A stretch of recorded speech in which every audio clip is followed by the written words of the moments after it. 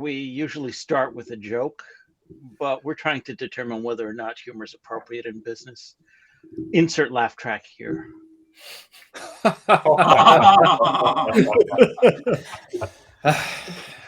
Good morning, good afternoon, everybody. Welcome to this week's digital download. Today, we are going to pose the question, is humour acceptable in business? Is it effective? Is it appropriate? Could being funny damage your reputation? When is humour okay and when is it not okay? What are the risks involved and the potential upsides? But before we delve into that, what is humour? Because we all laugh at different things. There's physical humour, there's sarcasm, there's irony, there's pathos, there's intellectual humour, there's puns. Is it all okay? Is it all not okay? Is some stuff okay? Is some stuff not okay? How do we know when something is funny or not? How do we know whether or not it's going to work? As Tim will attest, my jokes do not travel well. When we've been abroad and I've tried to insert humour into a training session we've been doing, I might as well have been speaking into the abyss for all of the laughter. But also with humour, particularly with kind of stand-up comedy, bad language is often very closely intertwined with humour. Now, I am a swearer. I'm not offended by any swear words. There's very little that you can say that might offend me. But in a business context, actually, I feel quite differently. Not to a friendly audience, an internal call. Yeah, swear if you want to, because you're amongst friends. But one of the things that I always find really shocking is if I go to a business conference and somebody is on the stage in that position of power and they swear, I find that really quite shocking in many cases. So do we think that that's okay? Gary Vee, the darling of entrepreneurship and more recently personal development, it seems that he can't construct a sentence without having the F word in it. So is that okay? And if it is okay when you're doing a video, is it okay in stuff that you write or is it not? And should you try to be funny? Because, we all see posts on all of our social networks where people have gone, oh, yeah, this is really funny. And they post something and you watch it and you go, no, it's not. There's nothing funny about that. But also you see stuff where people post things and it's the humor in it has completely passed them by and they've missed a golden opportunity. So is humor acceptable in business and when? Laugh at your problems. Everyone else. That is very true. Very well. I mean, again, you say that, Mark, but I remember reading something some time ago when physical humor in the days of the black and white movies, and you would see somebody fall off a ladder, and you'd go, "Oh, that's not funny," but they fall into a vat of tar, and they get out and they're covered in tar, and it is funny because they're unhurt. But for them, it may not be funny because they might have ruined their only decent set of clothes by falling into the tar. So actually, it does depend on perspective. Sorry? Like Home Alone funny. Yes, exactly. So, or think about silent movies, right? Because if, they had to use physical comedy and over-the-top expression, right? Because there's no words. So, that's... I think that's relevant, but... I think it definitely is. So in a business context, is funny okay? Funny's okay, but it's a risk, right? Because if you don't have a good sense of humor and you also, don't know how to kind of navigate social norms, right? So some people, might be okay with, a lot of vulgarity in the comedy. Other people might be offended by that. So, I might try something funny, but I probably won't be vulgar. Well, I'm going to try something funny now. Just saying, Fernando here, I suggest you send him a quote as soon as we're done here because he said he wants to do business with you. That's funny. No. Do you think? No. You see, it didn't travel well, that one, did it? Didn't travel well at all. I think it's like the consultant stock answer, which is it depends. So it depends on a number of factors as to whether actually you can use humour and whether it's going to work in a certain situation. So I think it's turning into a dad joke session on the chat as well. Sorry, Will. No problem. Yeah. Do you know what the secret to comedy is? Timing. Boom, boom. Boom, boom. As you so rightly said. Is there a power Sorry. dynamic to humor in business? Is there what? Sorry? Everything my boss says is funny, but maybe I couldn't get away with saying the exact same thing. Is that a power structure? Yeah, I think we're all minded to laugh at our boss's jokes, aren't we? Because we know that he'll be laughing when he doesn't, or she'll be laughing when they don't promote us. We're getting it. I mean, I think it's very much around context. It's who you're talking to, in what situation, how many people happen to be in the room, the length of time that perhaps you've known those people, will all be a kind of construct around how comfortable you feel using humor and perhaps how it's then going to land with people. And of course, there might be things that in a group 4 or 5 people find funny, but perhaps that one person doesn't find funny. Does that mean that you should use it? Especially now in a time where a lot of organizations are talking, and we've talked on this show quite a few times about it, around psychological safety. So if we want teams to be effective, it's great to use humor because it can lighten the mood. But if you've got a kind of minority who aren't finding it funny or could potentially be at the end of those jokes, how is that going to make them feel? How, as a group, is that going to allow them to work together? Yeah. And I think there's that piece of it. And then there's also kind of the individual, do you find yourself to be funny? Because I think there are people who, like, for whatever reason, growing up as kids were like joke tellers and the class clown and things like that. And then that's kind of, Leah's actually sharing it too, humor can be a defense mechanism. That's usually built as a defense mechanism, but then it also becomes part of your personality, right? There's just, you're the funny person in the room. And so I think there's a difference between if you're a funny person and you use humor, like a comedian would use humor as part of their job, versus somebody who's an entrepreneur or a business person or just on social media trying to use hanger. I'm hungry. That's why trying to use humor because they're supposed to use humor. See, I made Lenwood laugh. Yeah, so this isn't this isn't a humorous point, and you're absolutely right, Leah. So would you come on the call in a few weeks' time as a guest to help even up the numbers, please? It would be lovely to have you join us. Yeah. So on the flip side, I think there are some people that are naturally more stern. I won't say angry, but they're not humorous naturally. And I wouldn't say I use humor as a defense mechanism, but certainly I'd say I'm more humorous than stern, as it were. But when I'm chatting to someone that's more humorous, I feel like it's a more comfortable, natural conversation. Yeah, it can be a powerful icebreaker, can't it? But a lot of these kind of these conversations, I think, we all know the power of humor in an interaction one-to-one with people, or even in a group session.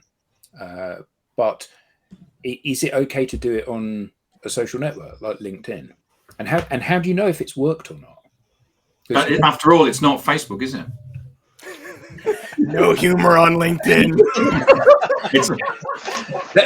That was nice and ironic. That was, Tim. Do you know, today was the first time I've used the term TikTok in any blog, for the reason that it actually scares people on LinkedIn when you say TikTok. Well, if you say anything like that, it's going to scare them, Tim. Albuquerque. Down with the kids, Tim. Yeah.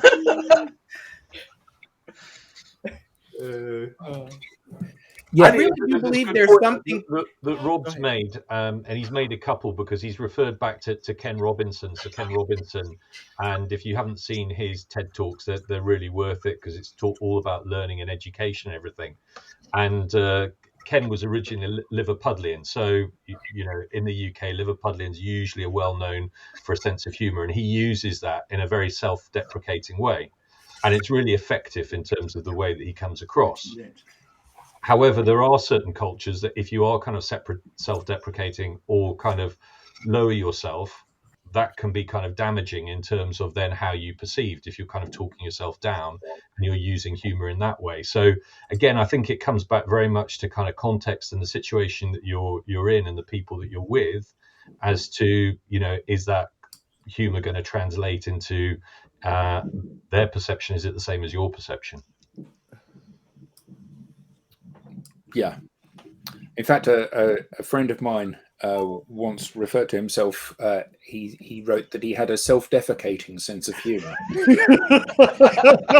which I don't think is precisely what he meant. But it had exactly that effect on the audience.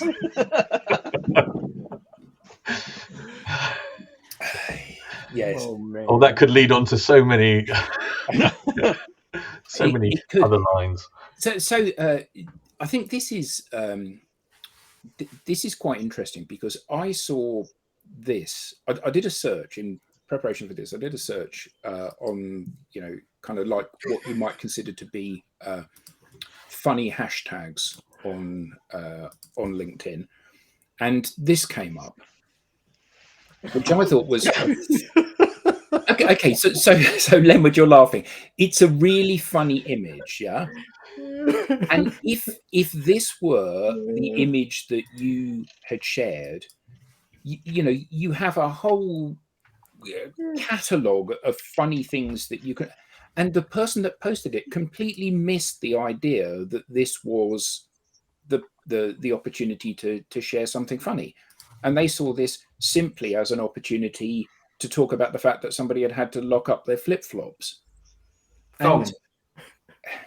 Thongs. Indeed. Thongs, yes. When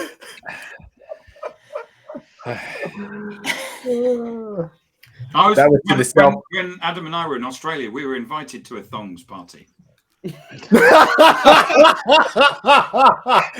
that would have been funny. Evidence of that. It was. It didn't translate well, and we didn't stay long. Let me put it that way. You pack your budgie smugglers, but not the thongs. Yeah. A whole world of opportunities. You'll never get that image out of your head, will you? Nobody needed to see that. Nobody needed to see that. But I do think that it's really interesting that we are all as a group up for it. We're prepared to say funny things. We're prepared to get some laughs. We're prepared to be the brunt of some of the laughs as well. The audience are all cracking jokes, hand over fist. They're coming in, funny comments. Yeah, the engagement is amazing. Yeah, and what's lovely is that everybody is trying to raise the bar. I'm going to do some foot assurance. Yeah, exactly. I'm trying. Everyone's trying to raise the bar to say something funnier than the last person, to reference other things that people have said. But actually, this is not the norm, is it? When you look out across the social networks that we're on, particularly LinkedIn, humor that's funny is quite a rare thing. Normally it's very dry, very boring. It gets no interaction. And humor can be a whole host of different and wonderful things. So here's something else that I found. Now this is boy humor, and I say boy humor because my wife didn't find this funny at all. So this is Can I make that bigger? How's that? Yeah, so this is a bunch of guys standing in a row, each one with an elastic band around their leg, and each one has a rubber chicken in their mouth. So every time they laugh, obviously, or they explain because it hurts. Now, obviously, yeah. Now, obviously, from a business context, that has zero value. I mean, nobody's going to watch that and go, "Oh, yes, that's the accountancy practice that I should be doing business with." No, but those are the rubber chickens I want to buy. Yeah. But joking aside, the thing is that you would see that, and you would see the person that had posted that, and you would say quite the reverse, wouldn't you? You would say, that's exactly the kind of person that I would want to do business with, because I know that working with that person would be fun. So what do we think about that sort of humor? What do we think about that sort of slapstick, stupid humor? I think you bring up something interesting, Adam, in the humor because it has business value and humor because it has human value. Right? There's like the opportunity to have a oh no. Oh no, what's happening in the chat? We have much different visions of funny. Let me just say that.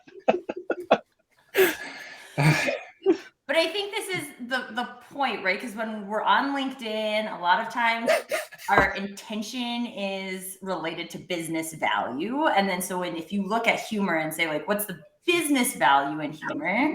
It's a different conversation than saying, what's the human connection value in humor? Exactly. And it wasn't as simple as the dots that you connected, Adam. It wasn't, well, I see no business value in this, but this is somebody I want to do business with. The dots don't go that straightforward. This is somebody I want to connect with. And then you connect with them and you exchange information and you build that relationship. And then, oh, yeah, this is somebody I would even want to do business with. And that's, I think, where part of the challenge is. If I post something humorous, what's the ROI? And that's, it's just not there.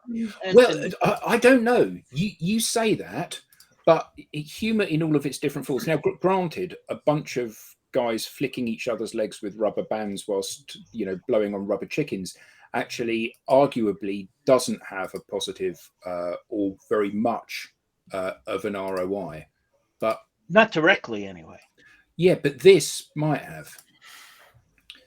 So this is an AI created, and you may well have seen this. This is an AI created series of posts or series of images, and this company do a lot of this sort of thing, where they've taken famous people and they've deliberately played to the weaknesses or the phobias of those people, or put them in situations where they're kind of making them the brunt of the joke. Now, obviously, those people as individuals can handle it because they're big enough and successful enough to be able to cope with that sort of thing. I don't know if Trump can handle it. No, I'll give you that. He's certainly not having a good week at the moment, is he? But that's had 3,700 likes as a post, and they have this company do a huge number of these posts, and all of them are in a similar kind of vein. They're quite eye-catching things. They're quite entertaining things. You could argue that they were humor. Now, the ROI of that is that it's had 1 million views. So if you've got your designers or creatives to pull something like that together, that'll outperform any advert, won't it? Yeah, but it requires, right, a sense of humor, right? Because they obviously, those people weren't in those circumstances. So when the AI created the juxtaposition, right, for the camp, they had to make a determination about whether that was the right kind of image that would evoke something funny, to the audience, right? So there is this idea of a sense of humor. Some people just don't have a sense of humor. For whatever reason. I mean, I can't explain the contours of how humor works, you know, but some people just don't have it, or they don't know what's appropriate in the circumstance. They can't read the room, can't sense. And we've all been in a situation, I'm sure, where we thought that moment was the right time for something funny, and it maybe wasn't quite. So we were left standing there, like, you know, with total silence, or The tumbleweed. Yeah, exactly. You know, I've Mark, certainly been there many times. I think we just should say Mark is absolutely on fire here, isn't he? You know, there's just a constant string of these. But the one that's playing on my mind is this from Mikhail. Humor is like a screwdriver. In the comments, we haven't had the punchline to this one yet, so I'm quite looking forward to that when it arrives. Can I share my piece of content? Please. Yeah. So, so this is from Daniel Creasy at Panasonic. What he's done is that he's employed a virtual PA, and he asked the virtual PA to come up with a set of PowerPoints to convince his boss that he should spend all his day creating TikToks rather than being a marketing person. And so the virtual PA actually decided to write a letter instead to his boss. And this is posted on LinkedIn. The link to it is in Adam Gray's LinkedIn. So it says, Daniel and I consider this a breach of rights as a content creator, and as such, will be issuing you with a verbal warning where I will require you to reply to this letter with a phone number so I can verbally warn you, or else I will look weak and ineffective. So please reply as soon as possible. And Daniel tags his boss. But the best thing here is the boss's reply, isn't it? Yeah. So the boss's reply is, Dear Michael, thank you for your letter. It's worth highlighting that I don't prohibit Daniel Creasy from using TikTok. I just suggest that he considered the balance. I then rewarded him with a certificate when he completed some actual work. You and I share some common ground that I have operated as a sort of PA to Daniel for many years, and it's my belief that Daniel occasionally prioritizes actual work over his preparation of new TikToks, also in the best interests of his PA. Regards, Craig. Brilliant. Yeah, it's lovely. It's lovely when that sort of thing happens, isn't it? When people kind of they get with the spirit of it, and you know, his boss is joining in as well. Yeah, it is interesting though, isn't it? Because that you found last week, Tim, is a great example of humor being used in a really sophisticated, effective way, but we don't see it very often. What you see normally, if you search on the hashtag humor or funny post or funny video, or whatever, what you see is a whole load of people that are trying to be funny rather than people that are actually being funny. And 9 times out of 10, they're completely missing the mark. Real humor is hard. I was gonna say, like, what is the mark, right? Because I feel like if everybody interprets different funny things. Tim, you need to write a blog on that. I'll give you a quick story. I was once tasked with going to a meeting and writing up the meeting minutes for the whole department so that the whole department did not have to attend this meeting. It was one of those eye roll meetings. You spend an hour and a half in a room with 40 other people, and nothing really comes out of it. So AI does that now. Yeah, exactly. I was low man on the totem pole, and I was sent to just take the notes. Go represent us and let us know what came back. I had done that for a couple of weeks in a row, and of course, nobody was reading the notes. I knew this because when we met as a team, questions would come up regarding something that was covered in the notes. So the next time I went there, I came back, wrote up my notes to the theme of Gilligan's Island. Everyone read that memo. That's the only memo I can ever remember writing. But when you're able to pull off humor like that, it makes an impression and it makes an impact. That was the hardest memo I ever wrote. Humor is not easy. And it's all to do with timing. So you've seen some comments from Mike Stoner. I know Mike. I've worked with him for about 12 years. Originally a translator, now a coach. And Mike would be brilliant when he was doing translation because he would always inject some humor into that. And especially in a kind of afternoon session where there was a lot of talk and you were needing translation. Mike would always add a couple of things in which would keep people on their toes and keep them awake. So I think again it is very much that kind of timing part, and as you say, Rob, joining that and making it memorable for people in the right way. That's got to be one of the hardest jobs to inject humor credibly, right? Because if you Mike was an expert at it. You've injected humor when you're translating, and it's not actually what that person was saying. You have to be very careful. And Mike always had the kind of the right level with that. Yeah. Still does have the right level with it. Nice. So, has anyone else got a bit of funny content they'd like to share that we can debate and see what the audience think about it? I got some more if you want it. Sure. By all means. So this is Andrew Jenkins asked Chat GPT. For you old people out there, that's artificial intelligence. And he asked ChatGPT to write a social media strategy using a Millennium Gen Z slang. Huh. So I read it out to you. Yo, what's up, my peeps? Have you got a baseball cap that you can put on backwards? Gen Z crowd, then listen up.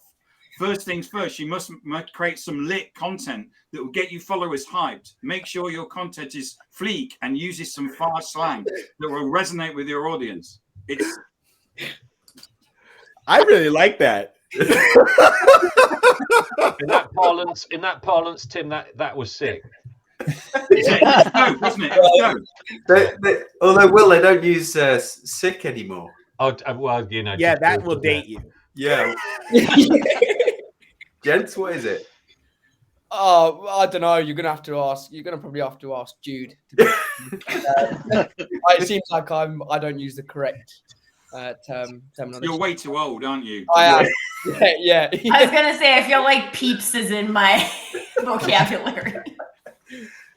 That reminds me of a time when I tried to lighten the moment with an executive vice president that I used to report to. I've told stories about her many times, but she was asking me to do something that was very challenging, and it was going to take me a long time. So she's asking me to do it, and I said to her, "That's going to take me a minute."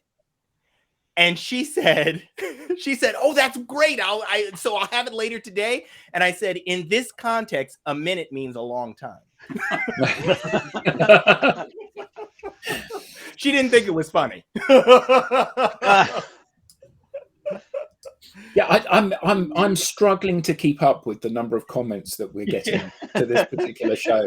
It's like I was going to say machine gun, but actually I don't mean that. I mean, it's just happening really rapid fire. Yeah, great comments and a lot of funny people out there. But I think that there are a whole host of kind of funny things that often we don't see the opportunity of recycling. So all of you, I'm sure, will have seen this one before. So this cropped up in my timeline fairly recently. It always goes around, isn't it?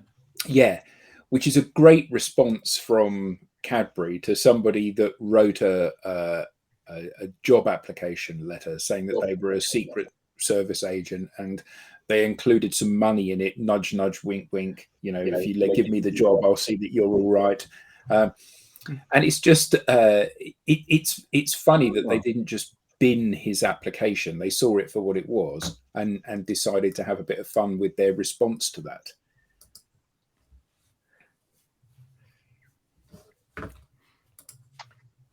I brought something to share. What have you got, Rob? Not funny in its outright, but let's see.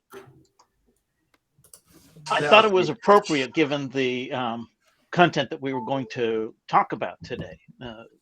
Matthew McGuire asks, is telling a joke during an interview a good idea? Now, myself, I never even would have considered doing such a thing because, as we were saying, there's a timing to the humor as well. And in an interview, I don't even know that self-depreciating humor is the right tack to take. But I did want to share some of the comments. I found the comments pretty interesting. A recruiter asks a candidate, why did you leave your last job? The applicant replies, it was something my boss said. What did your boss say? They asked. You're fired. That's a good one. And the other one, tell us a little bit of something about yourself. The candidate says, I'd rather not. I really want this job. Well, there's that lovely meme as well, isn't there, of the guy that's sitting in an interview and the interviewer says to him, so what do you think is your greatest weakness? And he says, my honesty. To which the interviewer says, I don't think honesty is a weakness. And the guy says, I don't give a crap what you think. I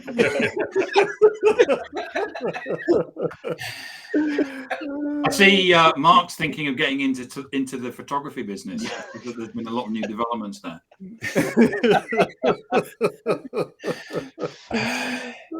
Yeah, Mark should do stand-up, really, shouldn't he? Because he just has an endless stream of these. Go on, gents, you had some stuff to bring. Was it you, Jensen, or you, Jordan, that had some stuff? I've got some stuff that I can share, for sure. Yeah, that doesn't surprise me because you definitely have a good sense of humor. Yeah, well, I'd like to think so. But you haven't seen some of Jordan's, right? Jordan's videos. They are, oh man, yesterday I was watching one. Oh my goodness, that just had me. I was like grabbing my stomach. It was so funny. I can't remember. Anyway, you've got the hair and you're doing the video. Welcome to the funnel. That's right. Welcome to the funnel. Oh my goodness, that was brilliant. Oh, it was so funny, folks. You got to see these videos. Yeah. Go to Jordan Abbott's profile. Yeah, check out Jordan Abbott's profile. Absolute brilliance. Sorry, go ahead. Perfect. Yeah, no, I mean, what I've got is sort of on a similar track to that. Sort of trying to take something in there that's nothing to do with business and then create a sort of business narrative to it. So if I share my screen.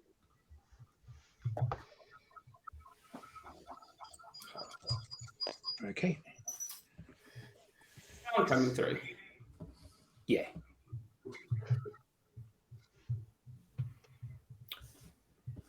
Oh yeah, no, we can't hear your sound. Oh. Yeah, that's the thing. You got to have the.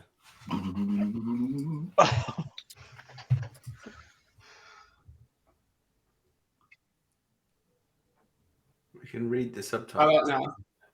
No, you'll have to do a voiceover for it.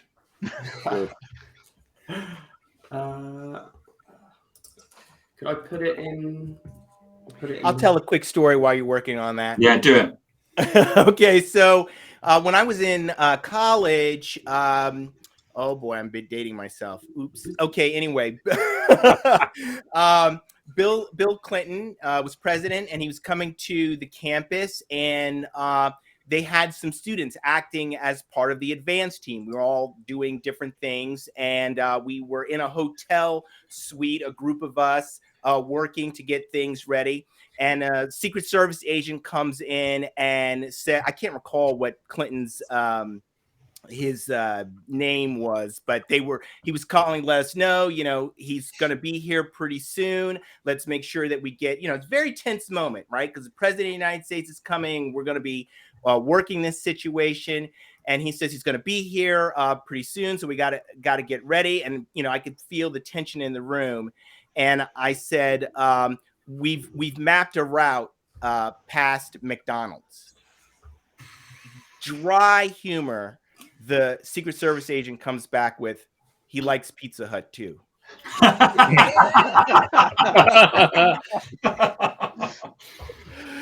it really it was, and so anyway, that's a serious situation where a little bit of humor helps people to relax and, get the job done.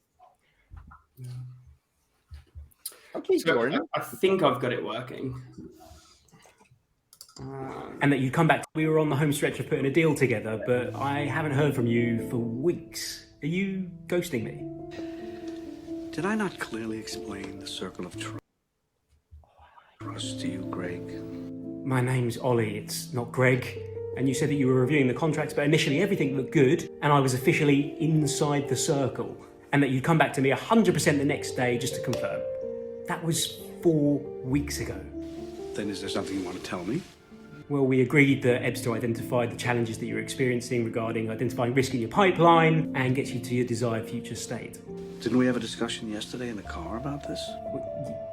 Yes, we spoke while you were driving, but again, that was 4 weeks ago.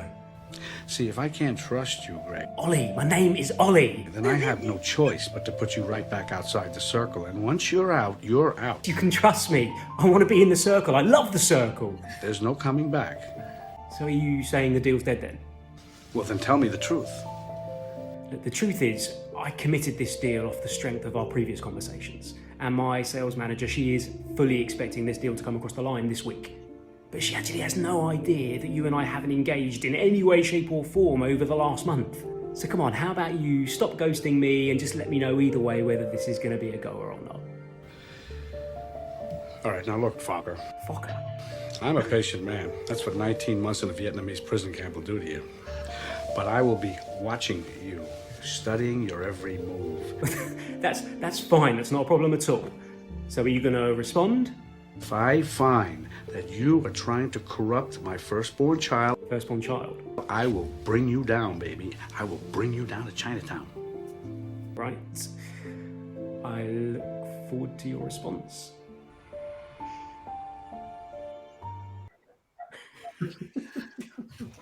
Very good. Nice. No. And I just to go back to your comment, Lenwood, about trying to break the ice and bring people's sort of guard down.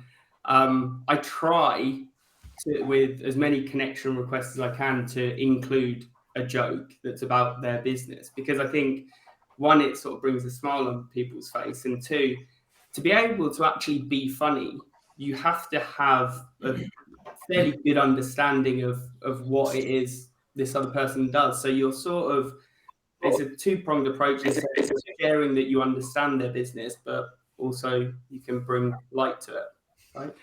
I try to do the same thing, a joke about their lousy profile, but it doesn't work.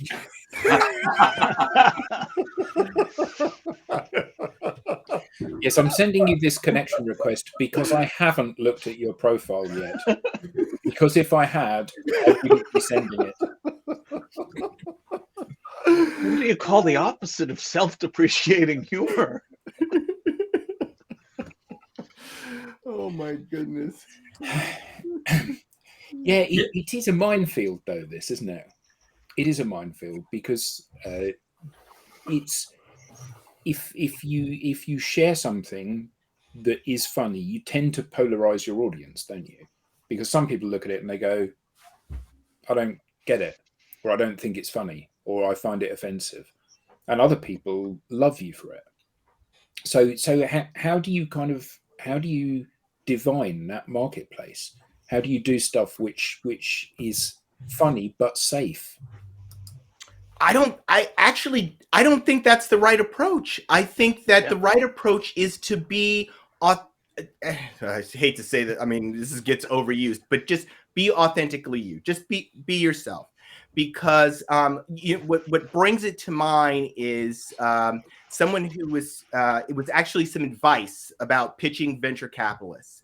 Okay, and what they said was, when you're pitching venture capitalists, you're looking for people who get it, right? Because it's the people who get it that are the ones that you want to come with you. They're going to support you. They're going to do what needs to be done to make the venture a success. So you're out there with your message, and you're looking for the people who get it.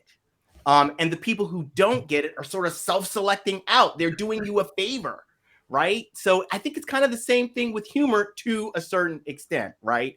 If you're always making, jokes that are, really maybe this, I don't know. If you're always making offensive jokes, you might be left with a very small circle of people who get it. So you got to think about that. But I think you're also operating often within a structure where people are not comforted by humor. So I used to tell a joke, and I still do from time to time, this particular joke, and it's about the importance of being better than everyone else. And it's the two explorers, and they're hacking their way through the jungle, and they come to a clearing, and there in the clearing is a tiger. And one of them starts to back out of the clearing, the other bends down and puts his running shoes on. And the first one says, "You're not going to be able to outrun a tiger." The second one says, "I don't have to. I just have to outrun you." And that's a joke that was written originally by Billy Connolly. And so I did this at a corporate event, and my boss's boss saw somebody had tweeted this, that it was a Billy Connolly joke, who is famous for telling rude jokes. He heard it was this, and he was like, "Seriously, a Billy Connolly joke?" Now, so this was quite a conservative company, obviously, but he was terrified that I might have said something that was inappropriate. So how do you do that? How do you balance the kind of, you have to be out there on the edge because safe humor isn't funny, but how do you balance it in such a way that it's not unacceptable to your organization?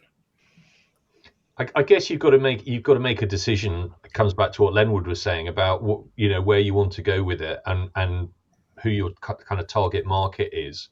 I mean, in the UK, we all know about French Connection UK. Yes, so indeed. French Connection UK came out with they changed kind of marketing companies, I don't know, 20 years ago. And so they then started to brand their material FC UK. So it's a joke, and some people just didn't really love that and went out and bought it because it was a badge of honor. And maybe some of the people who previously wore their garments, stopped wearing them because it didn't align with what they thought was funny. But it caused a big stir, and I think most people found it, humorous and it helped them. Well, I think there's someone had a comment. Oh yeah, Mark here about reading the audience, right? I think there's a perspective, and maybe this is a thing that actually can happen more easily on social media because we don't get an audience until it exists. And so like in a conversation with another person, even in an interview or in a conversation like this, or if you're on a stage, there's the ability to read the room, but there isn't the ability to read the room in advance when it comes to social media. So I would say that adds a level of risk that, again, it has to be in alignment with your personal brand, like Lenwood said. If that's something you would do, then that's great. I actually, I don't even know if I have ever used humor in a post, or at least intentionally. I might have just said something that is something that I believed. But I think in conversation, I do it quite often. So it's kind of just the how would you do it? Would you do this? Would you not? Decide. Yeah, and maybe it is about being a rebel. Maybe it is about, not caring what the organization thinks is appropriate, if you think it's appropriate and you're prepared to stand by what it is that you do.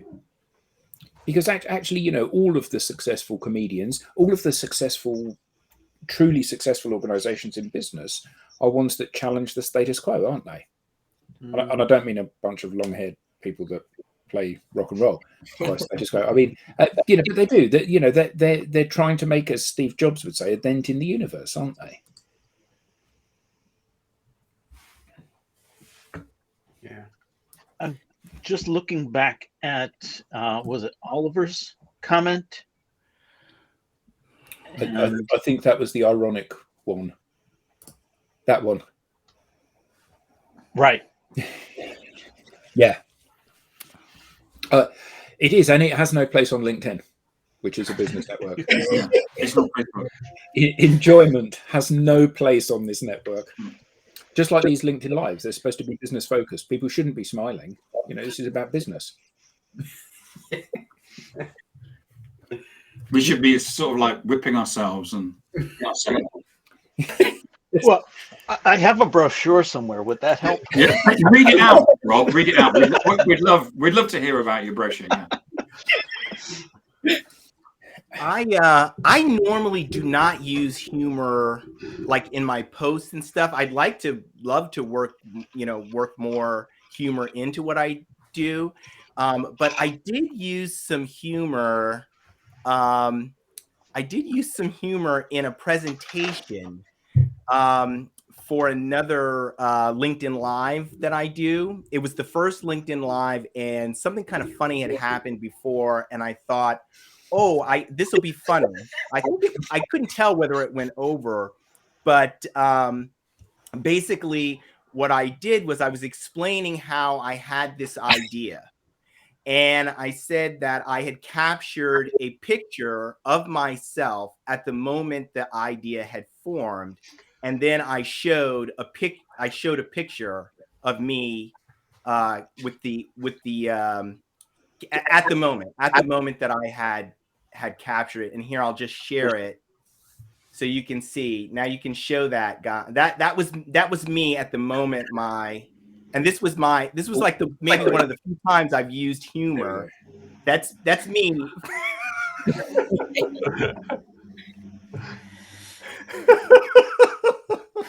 I had accidentally taken a picture of myself with my camera, and I thought, this is actually kind of funny. And I used that in my presentation. So anyway, but I think part of this is about identifying what humor is. So unfortunately, we don't know who said this, but this is the first person that said no. It is not appropriate. And it came out as LinkedIn user, isn't it? Yeah. If you wrote that, could you type in your name or something? Because I want to know you humorless bloke. the best retort to that is that we worked with this particular company a few years ago, Telstra, and one of the guys has just done a post. He has moved now to Devon, and he travels in from Devon, which is quite a long journey, to London once a week. And Devon is where Penguin Books were formed. And the guy that founded Penguin Books had a bookstall, I believe, on Exeter Station platform. And this guy we worked with, Daniel Rendell, did a post about a vending machine. So this morning he sent me let me see this.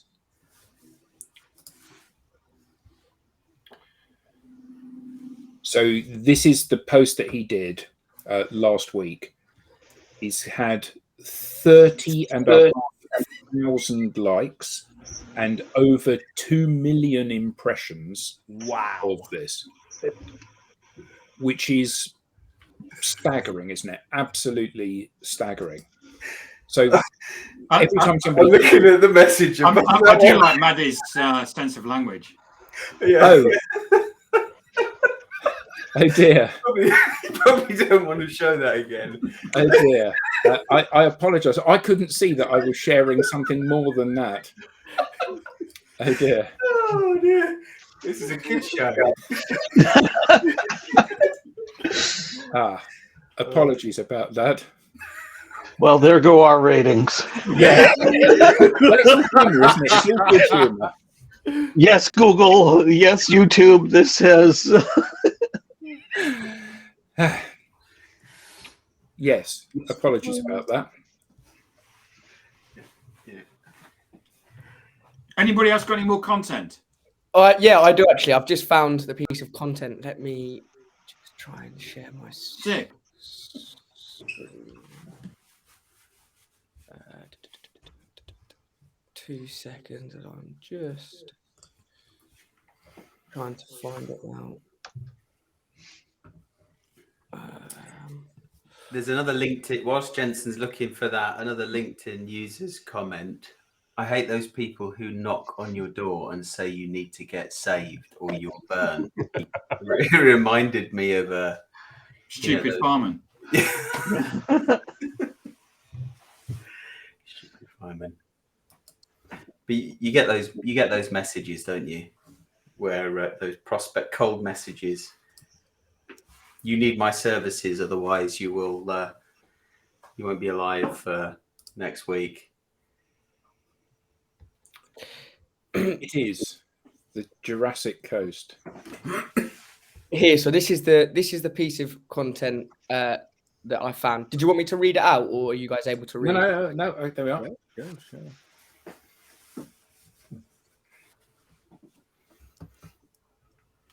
So we find.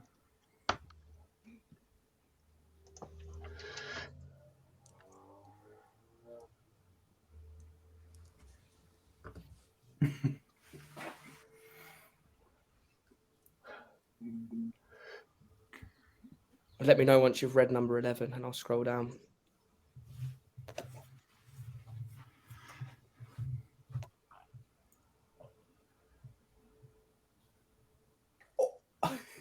Yeah, go on.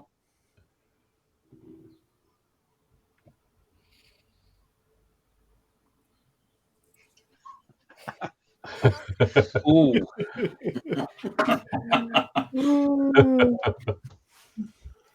And then the final piece of content. Can you now see my new tab? No, Not yet. You've come back into the the. share. Share the new tab. Can you see it now?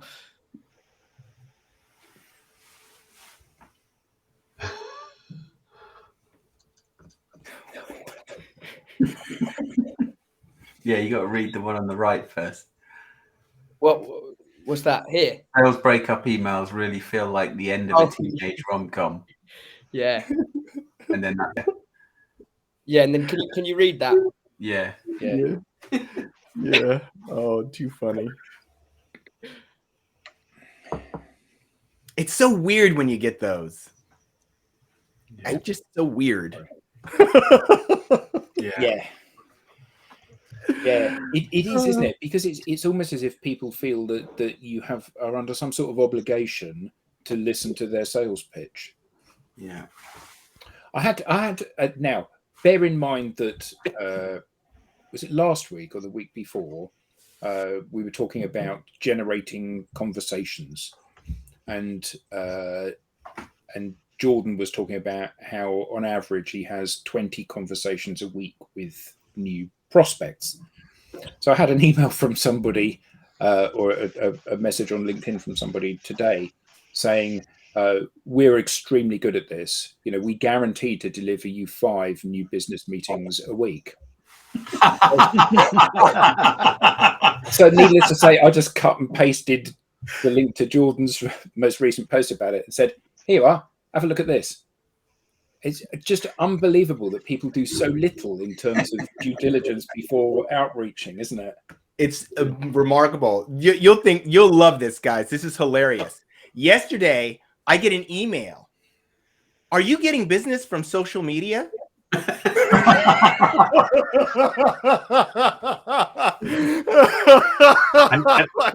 of Lenwood, is that what from someone who's got 500 connections? I didn't even go any further. I just laughed. I just sat there. I immediately thought of Tim and Adam, And I said, this person is definitely not appreciating the irony of this. I got one the other day that said, have you thought about starting a podcast?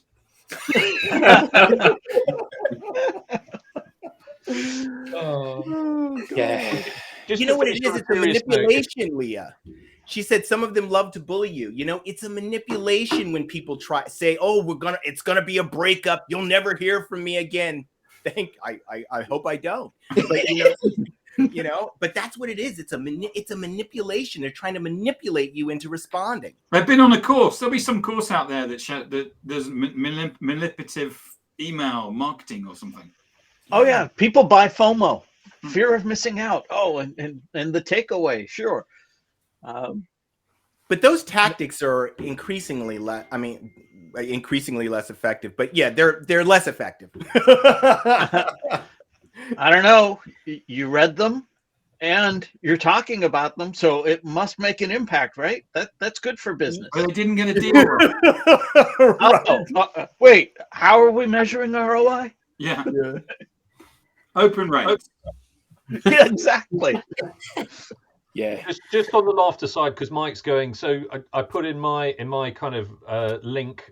Mike shared an article with me all about the value of laughter in the business, and so did another colleague, Clarice Garlot. So hers is an HBR article.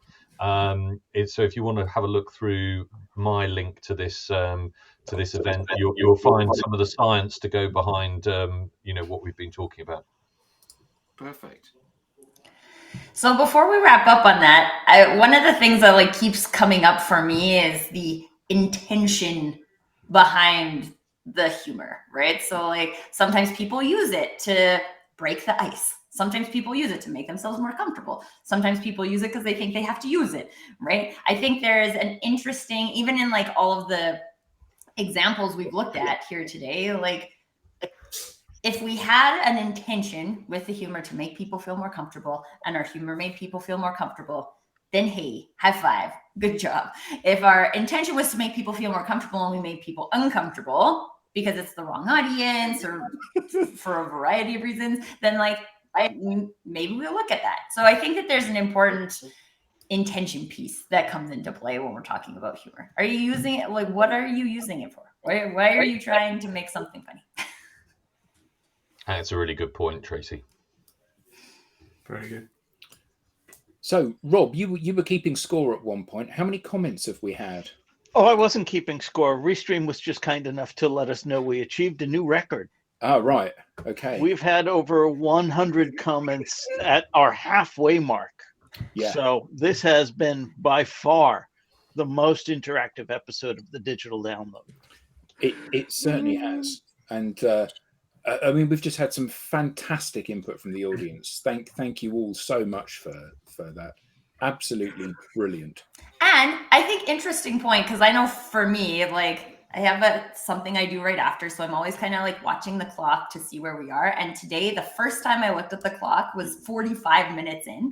And I think this is one of the things that we don't really think about when we're having fun in a conversation. So whether you define it as humor or you just enjoy being in a space, that's when time flies. And whether you're doing a job, and this is something that Jordan spoke about too last week with I have fun at work. So the time just flies, right? The time just flies in this conversation because, well, I had fun. I don't want to speak for anybody else, but yeah. I had fun today. And I think that is why humor has a place in the workplace. Quite right. So, and why you keep coming back, as Leah says. Yeah. So humor definitely wins. So that's it for the week, and we haven't got one next week because it's Good Friday next week. So 2 weeks' time we'll be back, same time, same place, same crew or part thereof. So thank you everybody on the panel. Thank you everybody in the audience. Fantastic input. Goodbye until the next time from the Digital Download, which is, what is it, Rob? The longest running weekly business talk show on LinkedIn Live. See you next time.